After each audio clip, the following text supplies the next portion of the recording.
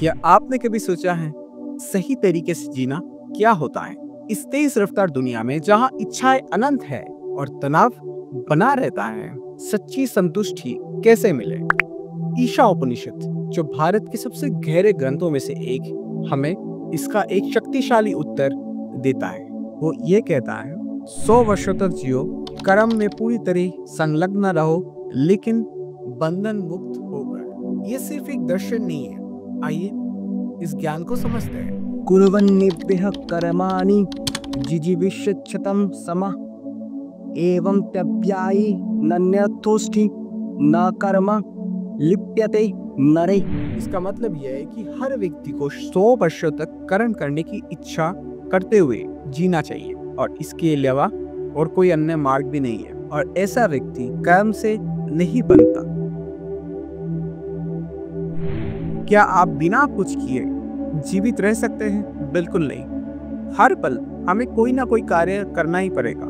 बिना कोई कार्य किए हम जीवित नहीं रह सकते, चाहे वो शारीरिक कार्य हो, मानसिक हो या भावनात्मक रूप में ही वो कार्य हो। हमें कोई ना कोई कार्य तो करना ही पड़ेगा। यहाँ तक कि सिर्फ बैठे रहना भी एक कार्य ही है, सोचना भी एक कार्य है और बेचैन रहना भी एक कार्य है। ईशा उपनिषद हमें बताती है कि जब कर्म अटल है, हम उससे बच नहीं सकते, तो हमें इसे पूरी तरीके से स्वीकार करना चाहिए, लेकिन एक गहरे समझ के साथ। कर्म के 2 तरीके होते हैं। एक, जहां आप सिर्फ अपने लाभ के लिए काम करते हैं और इनाम की उपेक्षा रखते हैं, और वो कर्म आपको बांधता है, आपको थका देता है और आपको असंतुष्ट छोड़ देता है। दूसरा कर्म वो है जहां आप योगदानकर्ता के रूप में कर्म करते हैं, बिना कुछ कोई एक्सपेक्टेशन। आप इन रिटर्न कुछ एक्सपेक्ट नहीं करते, आप बस कर्म करने के लिए कर्म करते हैं, और यही कर्म आपको मुक्ति देता है। आप एक नदी को देख लीजिए, अगर वो बहना बंद कर दे, कि उसका जल को रोक दे, तो वो जगह सड़ जाएगा। लेकिन जब वही नदी बहती रहती है, तब वो नदी जिस तरफ से भी बहती है उस जगह को जीवन देती है। इसी तरह जब आप सिर्फ अपने लिए कार्य करते हैं तो आप थक जाते हैं, लेकिन जब आप दूसरों के लिए कार्य करते हैं तब आप हल्के, स्वतंत्र और जीवंत महसूस करते हैं। हम अक्सर सोचते हैं कि अगर मैं वो कर लूं तो मैं खुश हो जाऊंगा, अगर मुझे वो मिल जाए तो मैं संतुष्ट हो जाऊंगा। लेकिन क्या आपने गौर किया, जितना अधिक आप खुशी के पीछे भागते हैं, वो उतना ही दूर आपसे चला जाता है। ऐसा क्यों होता है?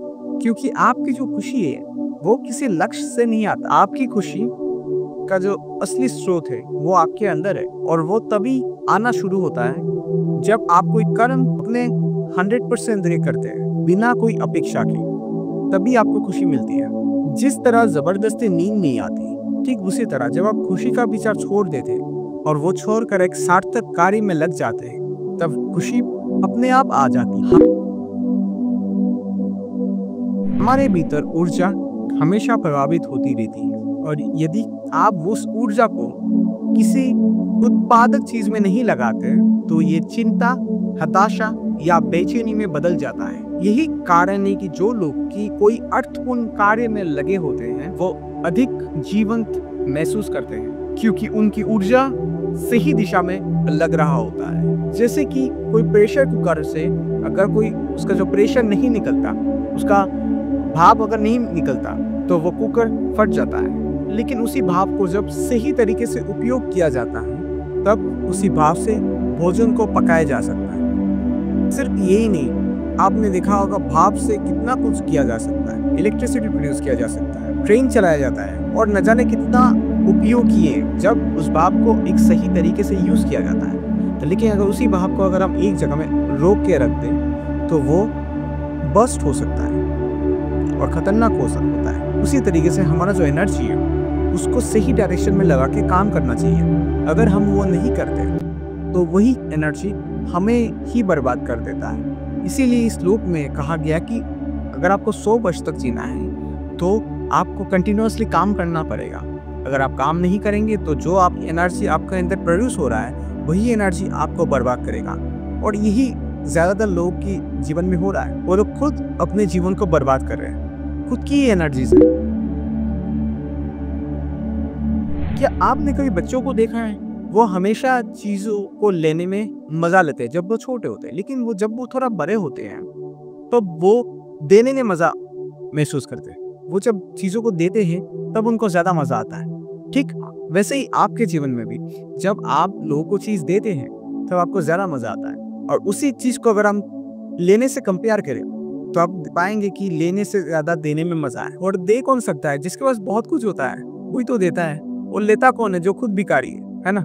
और यही एकमात्र डेफिनेशन है एक राजा और भिखारी का, यही तो डेफिनेशन है। राजा कौन है? जो सिर्फ लोगों को देता है, और भिखारी कौन है? जो सिर्फ लोगों से लेता है, चाहे वो कुछ भी चीज़ हो, चाहे वो पैसा हो, समय हो, प्रेम हो, जो सिर्फ मांगता रहता है लोगों से, सम्मान हो, चाहे कुछ भी हो। जो व्यक्ति लोगों से चीजें मांगते रहते हैं वो लोग भिखारी है, और जो लोग कुछ नहीं मांगते सिर्फ देते रहते हैं वही लोग बादशाह है, और वही असली मायने में राजा है। और वही लोग सच्ची स्वतंत्रता का अनुभव करते हैं, उनको कोई गुलाम नहीं बना सकता। हम ये सोचते हैं ना कि हमें ये हासिल करना है और जानना है और पाना है, लेकिन आप सोचिए अगर आप एक चलती ट्रेन के अंदर दौड़ेंगे तो क्या आप जल्दी पहुंच पाएंगे? ये ट्रेन जीवन की तरह है, और जीवन अपने आप अपने स्पीड से चल रहा है। आप ज्यादा हड़बड़ी करेंगे आपको कुछ नहीं होने वाला। तो चलती ट्रेन में दौड़ने की बजाय शांत होकर जीवन के स्रोत के साथ बहने लगे। जो जीवन रूपी ट्रेन है वो आपको सही डेस्टिनेशन में राइट टाइम पे पहुंचा देगा, क्योंकि इस ट्रेन का जो ड्राइवर है वो स्वयं प्रकृति है, स्वयं भगवान है। ठीक है, अगर आपने इस वीडियो को अब तक देखा और अगर आपको ये वीडियो अच्छा लगा तो इस वीडियो को ज़रूर लाइक करें, शेयर करें, सब्सक्राइब करें इस चैनल को, क्योंकि जब आप ये करते हैं तब ये पॉजिटिव चीज़ ज़्यादा से ज़्यादा लोग तक पहुंचता है, और जब ज़्यादा से ज़्यादा लोग तक पहुंचता है तब ये दुनिया और भी ज़्यादा खूबसूरत होता है, क्योंकि इस दुनिया को पॉजिटिव चीज़ की बहुत ज़रूरत है ना। धन्यवाद, नमस्कार।